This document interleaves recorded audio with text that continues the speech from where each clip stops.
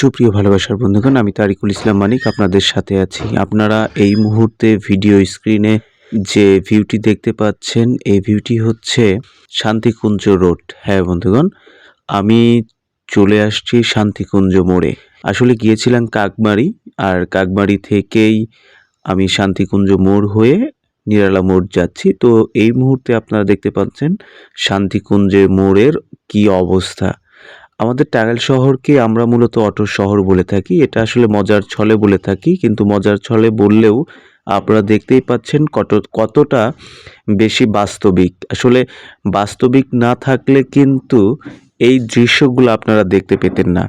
আর দৃশ্যগুলো যেহেতু সত্যই দেখাচ্ছি, সেহেতু অটোর শহর বলাই চলে। কারণ এই যে দেখতেই পাচ্ছেন ছোট্ট একটি মোড়, আর এই মোড়ে কতগুলা অটো, এবং অটোর কারণেই কিন্তু জ্যাম লেগে যাচ্ছে। সুপ্রিয় ভালোবাসার বন্ধুগণ, আমি তারিকুল ইসলাম মানিক আপনাদের সাথে এই অটোর শহর বা আমাদের প্রাণের শহর টাঙ্গাইল শহরে আছি।